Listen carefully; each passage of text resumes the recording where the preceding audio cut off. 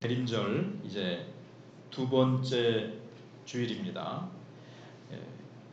복된 성탄의 계절을 우리가 맞이를 했습니다. 이 기간을 교회 절기상 대림절 혹은 대강절이라고 합니다. 이제 기대한다 할 때 대자죠. 주님이 재림하실 것, 그래서 대림절 기대합니다. 또 주님이 강림하실 것을 우리가 기대합니다. 그래서 대림절이라 또는 대강절이라고 부릅니다. 단순히 성탄절 앞서서 그냥 하나의 지나가는 절기라는 의미를 넘어서서 그리스도의 의미를 우리가 더 깊이 생각하고 또 우리가 오시는 주님을 준비하는 기간입니다. 물론 요 기간만 준비하는 것이 아니라 우리가 항상 깨어서 준비해야 된다. 지난 주일 생각해 본 말씀처럼 우리가 주님이 오실 때 우리가 깨어있는 모습으로 주님을 맞이할 수 있도록 그렇게 늘 준비해야 된다는 그런 것입니다. 여러분, 신부가 이제 사랑하는 신랑이 생겼습니다. 날짜가 정해지지 않아서 그렇지 신랑이 생겼고 신랑과 결혼할 날이 있는데 신랑을 결혼할 날을 기다리지 않는다면, 그 결혼할 날을 생각지 않는다면, 결혼할 준비를 하지 않는다면 그 신부는 뭔가 문제가 있는 거죠. 신랑을 사랑하지 않는 겁니다. 신랑을 사랑한다면 결혼할 날을 아주 흥분하며 설레이며 기대하며 기다리게 되어 있고 신랑을 맞이할 준비를 할 것입니다. 목록을 적어서 하나하나 이렇게 체크해 가면서 결혼식 날 내가 어떤 모습으로 서야 될지, 결혼식을 어떻게 아름답게 준비할지, 신랑이 기뻐하는 모습으로 나를 가꾸고 그렇게 준비해 갈 것입니다. 그런데 신랑을 맞이할 준비도 하지 아니하고 결혼에 대해서 전혀 관심이 없다면, 혼인잔치에 대한 관심이 없고 준비도 하지 않고 게으르게 그냥 퍼져서 그냥 살아간다면 그것은 지금 신랑을 사랑하지 않는다고 볼 수밖에 없습니다. 그래서 우리는 오실 예수 그리스도께서, 정말 신랑 되신 예수 그리스도께서 오실 때 우리는 순결하고 거룩한 하나님의 예수님의 신부로 그렇게 준비하며 살아야 될 것을 대림절은 우리에게 깨우쳐 주고 있는 것입니다. 그래서 대림절은 세 가지 시제를 생각해 볼 수가 있습니다. 2000년 전 베들레헴의 아기 예수로 탄생하신 것을 우리가 기념하는 겁니다. 예수님의 초림이죠. 그리고 현재는 어떻습니까?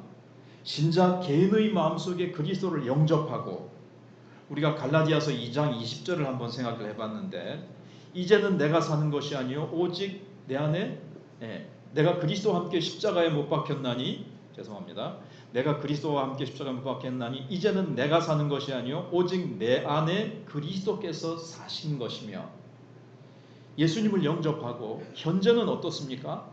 우리는 그러니까 초림과 재림 사이에 살고 있습니다.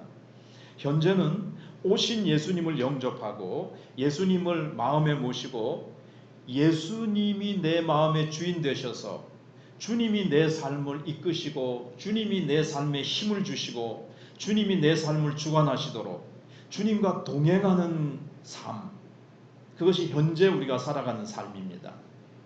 그리고 미래에 주님이 오실 것입니다.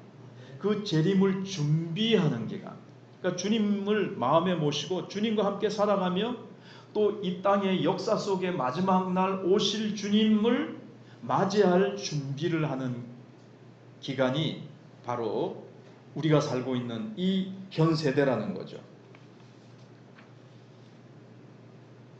그래서 대림절은 과거에 오시고 현재 우리와 함께 하시고 미래에 다시 오실 주님을 깨어 기다리는 소망과 그 다음에 성찰의 시간입니다. 내 모습이 이렇게 내가 깨어 있는가? 내가 주님이 오늘 오시더라도 나는 아멘 주 예수여 어서 오시옵소서라고 준비되어 있는가? 주님이 오실 때 착하고 충성된 종아 네가 잘하였도다 이렇게 칭찬받을 수 있는 모습으로 나는 서 있는가? 그거를 나를 이렇게 돌아보는 것입니다. 그래서 성탄절은 아기 예수의 탄생을 축하하는 날이기도 하지만 하나님께서 우리의 삶에 얼마나 놀라운 착한 일을 시작하셨는지를 기억하고 감사하는 날입니다. 오늘 우리가 읽은 빌립보서 1장 3절로 11절을 보시면 바울 사도가 빌립보 교회를 향해서 함께 드린 이 감사의 기도가 나옵니다. 그 기도의 내용이거든요. 이 기도는 성탄을 맞이하는 우리에게 구원의 시작부터 예수님이 오셔서 이 구원을 완성하실 때까지 주님이 책임지시겠다. 너희 속에 착한 일을 시작하신 주님께서 주 예수 그리스도의 날까지, 주 예수 그리스도의 날이 언제입니까? 바로 재림의 날입니다. 주님이 다시 오시는 날을 주 예수의 날이라고 표현을 하고 있어요. 그날까지 주님이 우리의 구원을 시작하실 뿐만 아니라 완성하실 것이라는 것을 바울이 선포하고 있는 겁니다. 그러니까 주님이 구원을 책임지시겠다는 거예요. 그래서 먼저 우리가 생각할 것이 기쁨의 근원을 생각을 해보는 겁니다. 사도 바울은 먼저 감사하고 있죠. 근데 사도 바울의 지금 환경과 상황이 어떨까요? 빌립보서를 쓰고 있는 사도 바울은 지금 로마의 감옥에 갇혀 있습니다. 이런 굉장히 힘들고 어려운 상황입니다. 하지만 이런 어려운 상황 가운데서도 빌립보 교회를 생각하면 감사하다는 거예요. 3절에 내가 너희를 생각할 때마다 나의 하나님께 감사하며 너희만 생각하면 참 하나님 앞에 감사하다는 거예요. 그리고 간구할 때마다 너희를 위해서 바울은 늘 빌립보 교회를 위해서 기도했다는 것을 알 수가 있습니다. 너희를 위해서 기도만 하면 너희를 위하여 기쁨으로 항상 간구한다. 너무 기쁨에 넘쳐서 너희를 생각하면 감사하고 막 기쁘게 기도가 나온다는 거예요. 왜냐하면 너희가 첫날부터 이제까지 복음을 위한 일에 참여하고 있기 때문이라. 첫날은 언제일까요? 5절에 바울이 빌립보에 들어가서 복음을 전한 그날부터입니다. 그날부터 빌립보 교회 성도가 된 빌립보 교인들이 된 루디아로부터 시작해서 한 사람 한 사람 감옥 안에 있는 간수장을 만나서 또 주 예수를 믿으라 그리하면 너와 내 집이 구원을 얻으리라 전도하고 아마 귀신 들린 여종을 쫓아내고 그 여종이 예수를 믿었는지는 정확지 않지만 그렇게 내가 빌립보 지역에 들어가서 복음을 전하면서 너희와 만난 첫날 그리고 교회가 세워진 그때 초창기부터 너희는 내가 복음 전하는 그 선교의 일에 같이 기도해주고 같이 물질로 협력하면서 나와 함께 동력했다. 선교하는 일에 너희들이 나의 일에 동참해줘서 난 너무 기쁘다. 이제 복음을 받아들이고 영적으로 하면 이제 응아하고 태어난 갓난아이고 신생한데 영적으로 참 어리다고도 할 수 있는데 그때부터 벌써 나의 복음 전하는 일에 너희가 같이 동참해 준 것에 대해서 생각만 하면 내가 감사가 나오고 내가 너무나도 기쁘다는 거예요. 그러면서 사도 바울은 감사하고 기뻐하고 있습니다. 그래서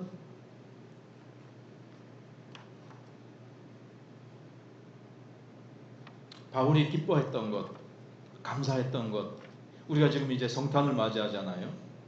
우리가 왜 성탄을 맞이해서 기뻐합니까? 세상 사람들은 그냥 연말이고 모임도 많고 동창들 만나서 한잔하자, 또 우리 막년회 하자, 그러면서 막 그 백화점이라든가 상가에는 추리를 막 멋있게 대형 추리를 만들어 놓고 막 괜히 막 사람들의 마음을 들뜨게 하고, 뭔가 세상 사람들도 뭔가 이 성탄절에 뭔가를 이렇게 하고 있습니다. 그러나 예수 그리스도의 오심의 깊은 의미를 알지 못하고 하고 있는 거죠. 우리는 여러 가지 환경에 좋은 것과 막 분위기에 들떠서 감정적으로 기뻐하고 감사하는 게 아닙니다. 우리는 하나님께서 어떤 일을 하시는지, 하나님이 어떻게 내 삶 속에 역사하셨는지, 바울이 생각해 보니까는 하나님이 빌립보 지역에 보내셔서 나를 통해서 하나님의 일들을 하시고 영혼들을 구원하시고 교회를 세우시고 그들을 통해서 또 복음이 더 널리 전파될 수 있도록 하나님 나라를 위해서 하나님이 나와 빌립보 교회를 이렇게 하나님이 세우신 그 하나님의 일들을 생각할 때에 그는 감사하고 기뻐했던 겁니다. 비록 몸은 감옥에 갇혀서 힘들고 어려운 상황이지만, 그래서 우리도 지금 나의 환경과 나의 어떤 상황들이, 조건들이 어렵고 힘들지라도 우리는 무엇 때문에 감사합니까? 하나님이 날 같은 죄인을 구원하시기 위해서 예수 그리스도를 이 땅에 보내어 주신 그 사랑 때문에 감사하고, 하나님께서 나를 구원하시기 위해서 누군가를 통해서 나에게 복음을 전하게 해주셔서 예수 믿고 이렇게 하나님의 일들을 내가 할 수 있도록 지금까지 하나님께서 내 속에서 착한 일을 하셨어요. 그래서 내가 이 자리에 있고 내가 하나님을 찬양할 수 있고 성탄의 기쁨을 함께 이렇게 깊은 의미를, 옛날에는 나도 친구들과 올려가지고 그냥 야 성탄절날 우리 한잔 하자 그래가지고 올라이트 하면서 막 밤새도록 막 즐겁게 노는 데만 빠졌던 내가 예수님의 오심의 진정한 의미를 알고 참 감사하며 기뻐하며 날 위해서 예수님을 보내주신 하나님의 그 크신 사랑, 날 위하여 예수님이 아기 예수로 이 땅에 강림하신 그 겸손과 나를 향하신 예수 그리스도의 그 자비하신 은혜, 이거를 내가 깊이 깨닫고 이것을 내가 찬송하고 이것을 두고 내가 참 주님 앞에 감사의 기도를 드릴 수 있는, 전에는 나만을 위해서 살아왔으나 바울처럼 마청교회를 위해서, 선교사님들을 위해서, 혹은 옆에 있는 연약한 교회들을 위해서 나도 바울처럼 기도할 수 있는 자로 생각한 것, 자로 하나님이 세우신 것을 생각할 때 우리가 기쁜 거죠.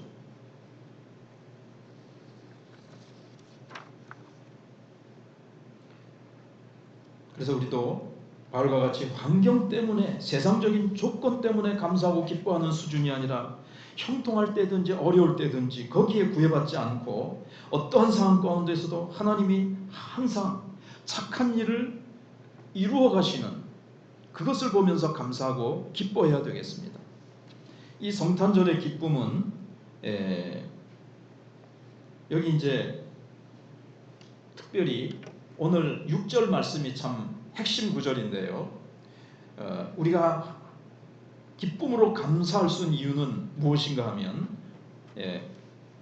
5절 6절에 보시면 너희가 첫날부터 이제까지 복음을 위한 일에 참여하고 있기 때문이라. 그리고 6절을 다 같이 한번 읽어보겠습니다. 시작. 너희 안에서 착한 일을 시작하신 이가 그리스도 예수의 날까지 이루실 줄을 우리는 확신하노라.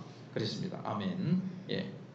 여기 성탄절의 기쁨의 근원은요, 하나님께서 빌립보 교회 너희 안에서 착한 일을 시작했다 그랬는데 우리에게 적용해 보아야 되겠죠. 우리 안에서 착한 일을 시작하셨다는 거예요. 언제 착한 일을 시작하셨습니까? 우선은 가까이서 보면요, 2000년 전에 하나님께서 예수 그리스도를 보내어 주신 일이 착한 일을 시작하신 거예요. 나를 구원하시기 위해서, 나를 예수 그리스도를 닮은 걸작품으로 재림의 때에 우리를 완성시키실 겁니다. 그 일을 위해서 착한 일을 시작하셨는데 언뜻 보면은 내가 예수 믿은 그날도 맞아요. 여기 착한 일을 시작하신 것이. 그러나 더 좀 거슬러 올라가 보면 하나님이 언제 착한 일을 시작하셨는가 하면 예수님을 이 땅에 보내어 주신 때입니다. 이제 더 거슬러 올라가 볼까요? 너무 자세히 할 수는 없지만 아담 하와가 범죄하고 타락해서 숨었을 때에 하나님이 아담 하와를 찾아오셔서 창세기 3장 15절에 하나님의 아들 예수 그리스도를 보내주시겠다고 이렇게 약속을 하십니다. 여자의 후손을 내가 장차 보내줄 건데 뱀의 머리, 너희를 속이고 너희를 타락케 한 사탄의 세력을 그 여인의 후손, 바로 동정녀 마리아를 통해서 태어날 구주 예수 그리스도께서 사탄의 머리를 깨뜨리시고 죄와 사망 권세에서 우리를 건져내실 것을 창세기 3장 15절에 약속하셨습니다. 그게 첫 시작이라고 볼 수 있어요. 또 더 깊이 생각해 보면 창세전에 벌써 우리를 택하셨습니다. 왜 택하셨습니까? 우리가 잘난 것이 있어서 구원받을 만한 조건과 자격이 있어서 실력이 있어서가 아니라 무조건적인 하나님의 사랑으로 우리를 택하셨습니다. 그때부터 사실은 하나님은 착한 일을 시작하신 것이고 아담 하와가 범죄했을 때 예수 그리스도를 보내주시겠다고 약속하셨습니다. 자기의 하나밖에 없는 귀한 사랑하는 독생자를 의인도 아니고 하나님께 순종하기를 즐겨하는 착한 자녀들도 아니고 우리가 아직 죄인 되었을 때에 하나님께서는 우리를 위해서 독생자를 보내시기로 결심하시고 그렇게 계획하신 것이 하나님이 착한 일을 시작하신 겁니다. 그래서 우리는 하나님께서 2000년 전에 예수 그리스도를 이 땅에 보내어 주심으로 말미암아 하나님의 구원 사역은 시작이 됐습니다. 자, 이 구원이라는 것을 우리가 이제 생각해 보면 구원은 결국 하나님이 전적으로 하시는 것입니다. 아멘? 전적으로 하나님이 하시는 거예요. 빌립보 교회를 잠깐 생각해 보면 사실 사도 바울은 사도행전 15장이나 이런데 16장에 보시면 16장 초부원에 보시면 바울은 아시아 쪽, 이 우리가 사는 이 아시아 말고 저 소아시아 쪽으로 복음을 전하러 가려고 그랬어요. 근데 성령께서 막으시고 유럽 쪽으로 마게도냐로 건너가도록 밤중에 바울이 자는데 환상 중에 마게도냐 사람들이 건너와서 우리를 도우라고 하는 그런 환상을 보게 됐습니다. 바울이 그러면은 우리가 성령은 자꾸 아시아로 가는 것을 막으시고 유럽 지역인 마게도냐로 가라고 하시니까 저쪽으로 가는 모양이다 하고 그쪽으로 건너갔어요. 누가 하셨습니까? 하나님께서 빌립보 지역으로 가게 하셨습니다. 마게도냐의 첫 성이 빌립보거든요. 갔습니다. 가서 복음을 전하러 이렇게 다니다가 거기는 회당이 없어요. 거기는 그냥 기도처만 있습니다. 그래서 안식일 날 기도처를 찾아다니느라고 이렇게 가다 보니까는 루디아라는 여인들이 몇 명 모였는데 루디아가 있습니다. 근데 바울이 설교 실력이 뛰어나서 루디아가 예수를 영접하더라고 이렇게 되어 있습니까? 하나님께서 루디아의 마음을 여사 그랬습니다. 하나님께서 루디아의 마음을 여셔서 루디아가 예수를 영접하도록 하시고 성령께서 그 마음을 감동하셔서 자기의 집을 복음의 전초기지로 열도록 바울이 복음 사역을 할 수 있도록 교회로 자기 집을 내어놓도록 하나님이 하셨습니다. 빌립보로 가게 하시고 루디아의 마음을 여시고 바울이 했습니까?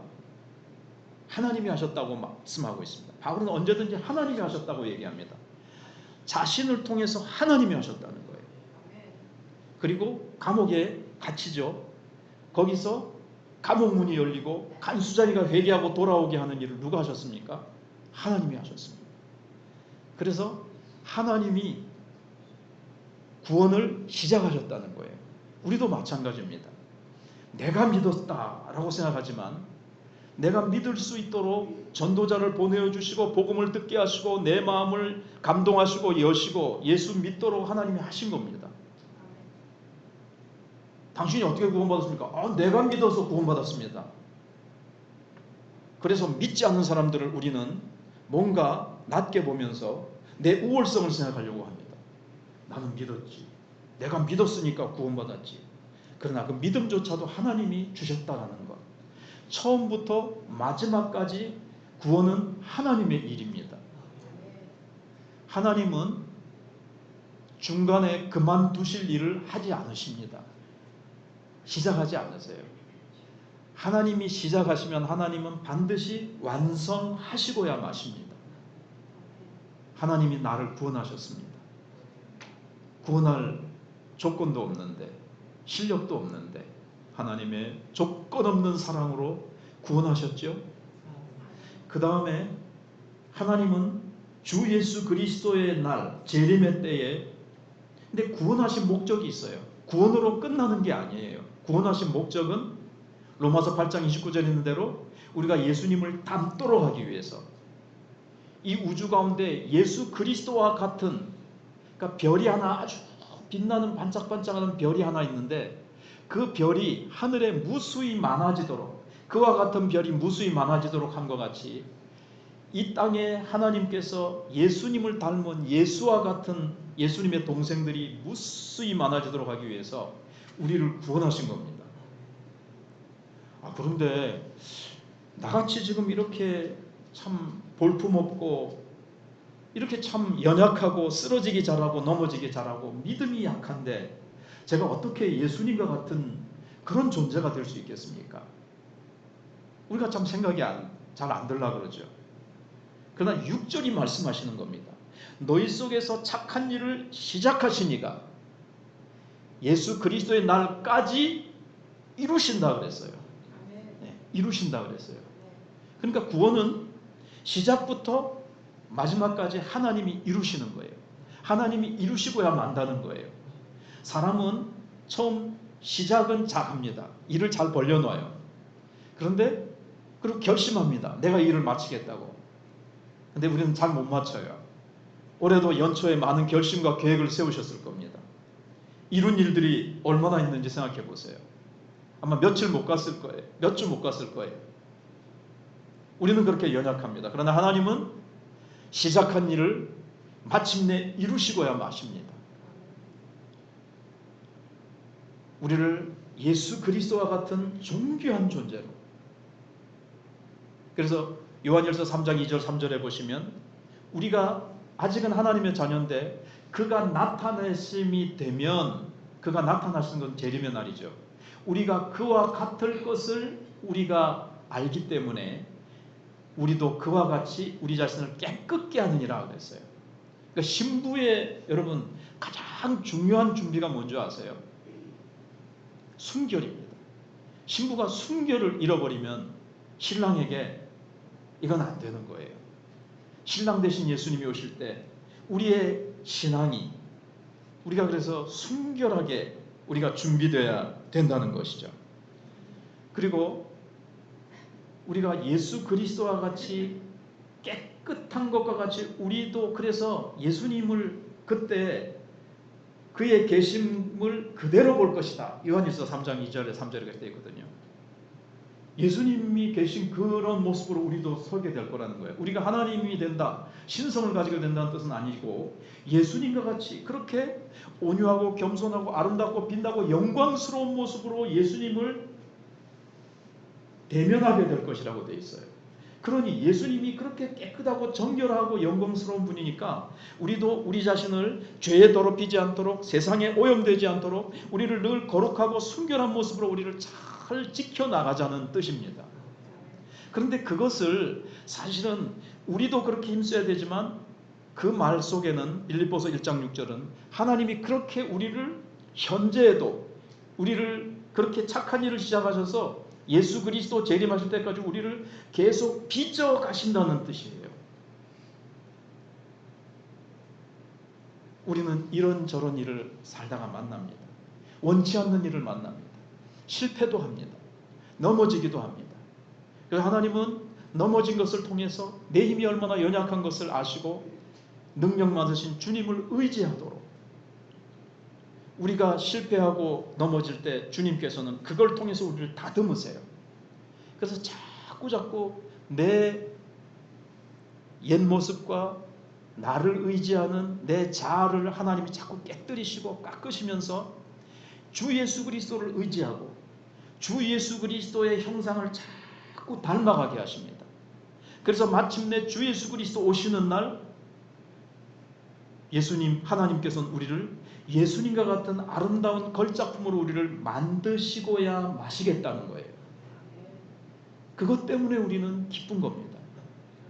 성탄절을 시작하게 하신 주님, 예수님을 보내심으로 성탄절은 하나님이 우리 속에 착한 일을 시작하셨다는 거죠. 구원이라는 착한 일을 시작하셨는데 중간에 우리가 연약하고 넘어지고 우리가 보잘것없다고 해서 하나님께서는 우리를 내팽개치지 않는다는 거예요. 다시 말씀드려서 우리의 구원은 잃어버릴 수가 없다는 겁니다. 왜냐하면 하나님이 시작하셨고 하나님이 완성하시고야 마시겠다고 6절에 약속하셨기 때문에. 그래서 나는 구원받았지만 내가 중간에 모질하고 부족해서 나는 구원을 잃어버리지 않을까? 염려하지 말라는 거예요. 구원은 누구 손에 있기 때문에요? 하나님 손에 있기 때문에. 구원은 100% 하나님이 책임지시고 하나님이 시작하시고 하나님이 완성하실 것이고 그 중간의 모든 과정도 하나님이 우리를 이끌어 가신다는 거예요. 요한복음 10장 27절, 28, 29절에 보면 내가 내 손에서 내가 구원시킨 양을 아무도 빼앗아갈 자가 없다. 내 손이 하나님은 그들을 붙들고 있고 하나님 아버지께서 그들을 붙들고 계시기 때문에 아무도 내 손에서 빼앗아갈 자가 없다. 잘 아는 로마서 8장 36절로 38절에 현재일이나 장래일이나 높음이나 깊음이나 천사들이나 뭐 사망이나 어떠한 이 세상의 어떤 누구도 어떤 사건도 하나님이 우리를 구원하시려고 시작하신 그 착한 일, 하나님이 우리를 구원의 완성까지 우리를 데리고 가시는 일을 막을 수 있는 사건도 없고 막을 수 있는 사람도 어떤 누구도 막을 수 없다는 거예요. 그래서 우리의 구원은 어떻습니까? 잃어버릴 염려가 없습니다. 한 번 구원은 영원한 구원이에요. 하나님이 독생자까지 이 땅에 보내셔서 성탄의 기쁨을 맛보게 하신 그 하나님께서 나를 마침내 구원하시고야 마신다는 겁니다. 아멘. 그래서 이제 좀 더 마지막으로 한 가지 더 생각할 것은, 그러면 이제 우리가 구원의 그런 확신을 가지고 우리가 기뻐하는 거죠.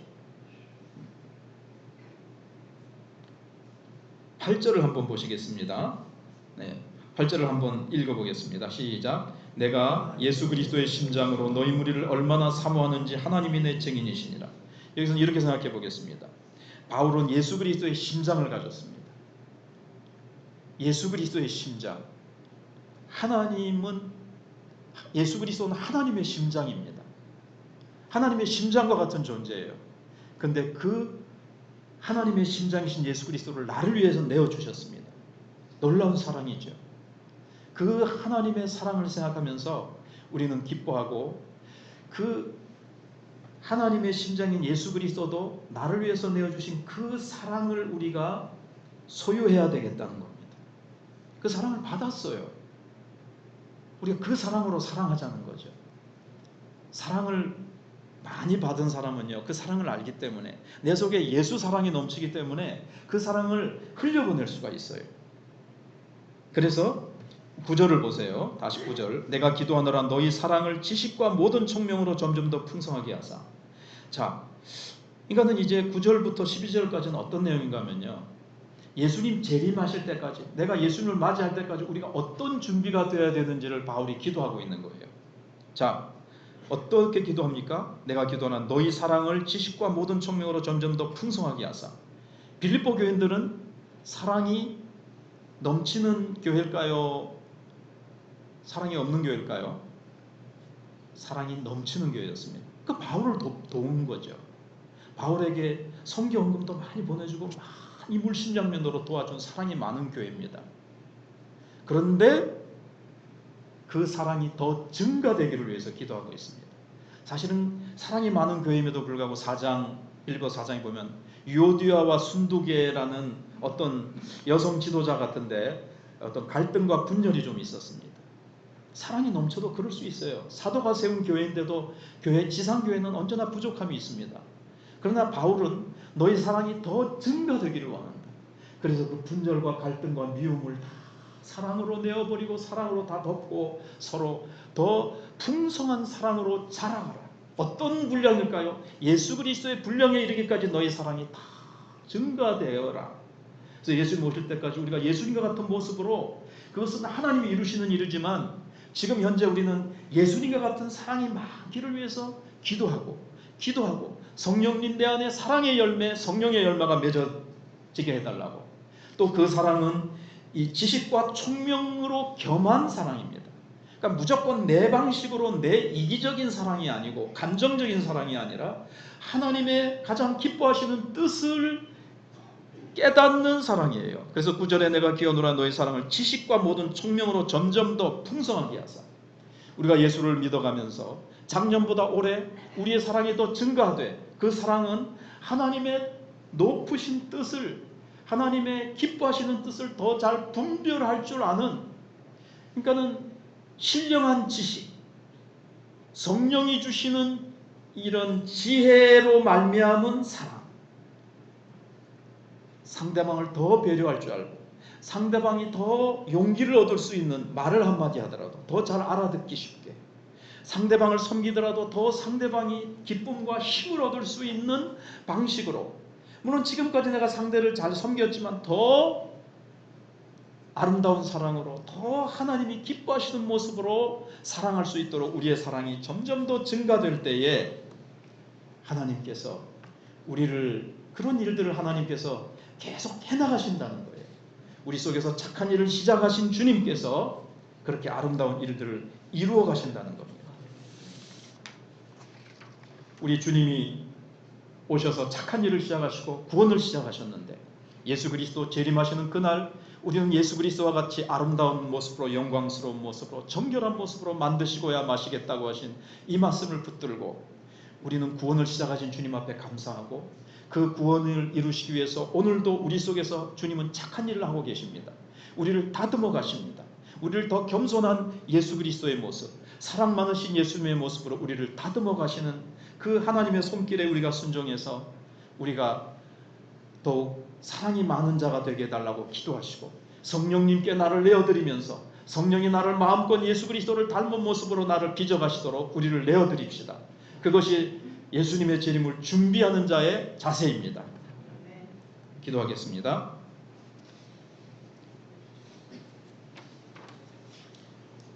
사랑하는 주님 감사합니다. 창세전에 우리를 택하시고 때가 되매 예수님 이 땅에 보내셔서 십자가 지시고 그 피로 우리의 죄를 깨끗게 씻겨주시고, 우리가 또 예수 그리스도를 닮아 정말 아름다운 하나님의 자녀의 모습으로 재림 때까지 우리 속에 우리를 빚어가시고 만들어가게 했다고 하시니 감사합니다.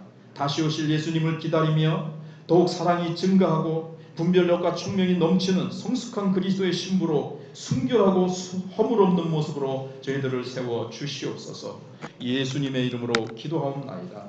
아멘. 이제 찬송가 104장 찬송하시면서 준비하신 예물을 하나님께 드리도록 하겠습니다.